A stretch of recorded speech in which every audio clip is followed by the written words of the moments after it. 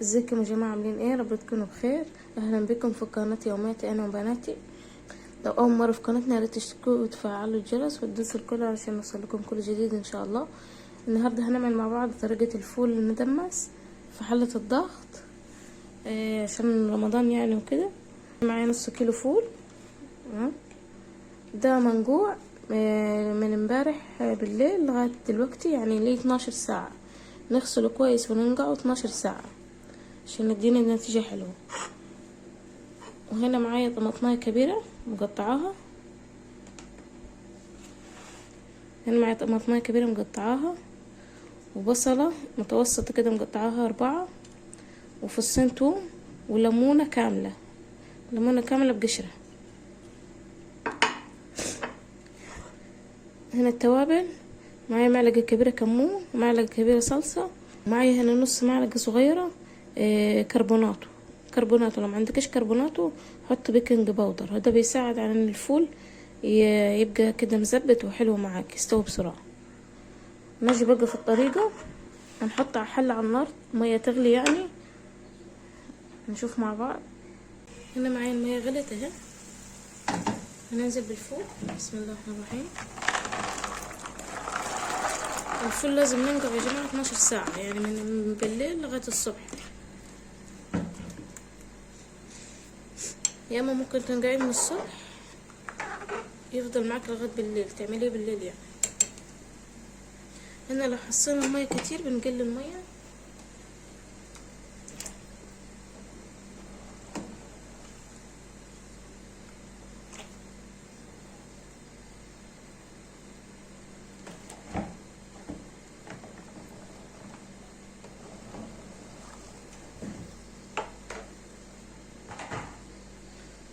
كده تمام. هننزل بقى بكل حاجة. الطماطم كله صحيح يعني اهو، والبصل والثوم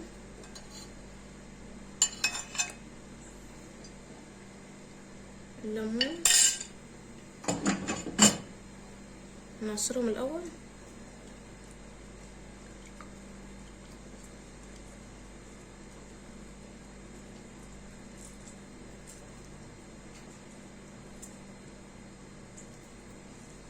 والقشر مش هنرميه، هنحطه برضو.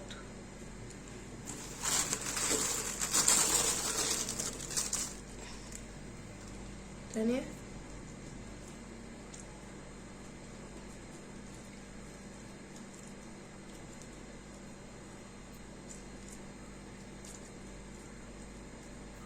الليمون طبعا بيحافظ على لونه، مش بيخليه يسود، لازم نحطه يعني. والقشر ما تخافش منه، مش هيمرر منك ولا حاجه.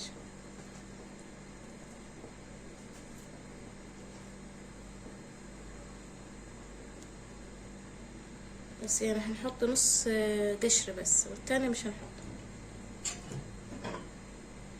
هنا معايا الصلصه والكمون والكربونات، نحطهم مع بعض.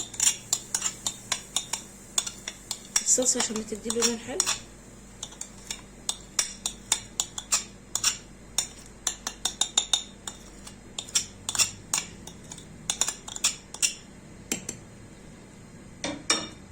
وفي ناس طبعا ما عندهاش حلة الضغط دي، ممكن تعملي عادي باللي هي بندمس فيها الفول دي، او حلة عادي يعني، كله بيمشي.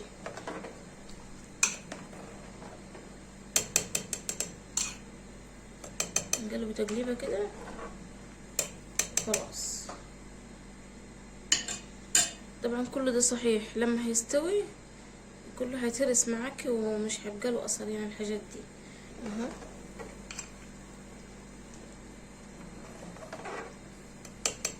كده تمام خلاص. هنغطي عليه كويس.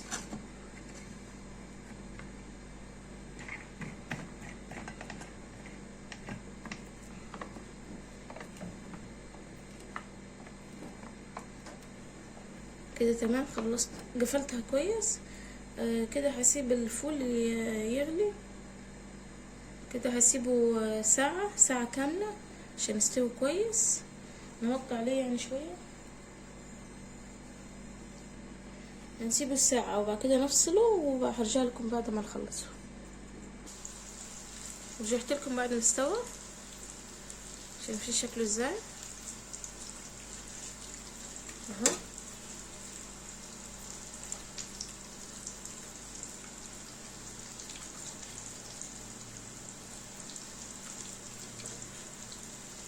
طبعا اللي ما عندوش حلة ضغط يعمل في الدماسة عادي، او حلة عادية يعني، بس يوطي النار على الاخر، وكل شوية يزود مية سخنة، ما يزودش مية ساقعة، بس عشان يساعد يعني في التسوية بسرعة اهو. لو حابين تشيلوه في الفريزر يا جماعة شيلوه وهو صحيح كده، ولما تطلعوا يعني على حسب الطلب تهرسوه، لما تطلعوه ما تهرسوش وتشيلوه مهروس عشان بيسود. فانا دلوقتي هوريكم شويه هم مهروسين شكلهم ازاي اهو. هوريكم شويه مهروس يبقى شكله عامل ازاي. جربوا الطريقه دي ان شاء الله هتدوقوا احلى فول مدمس زي بتاع الشارع بالظبط. هرجع لكم بعد ما اهرس واوريكم.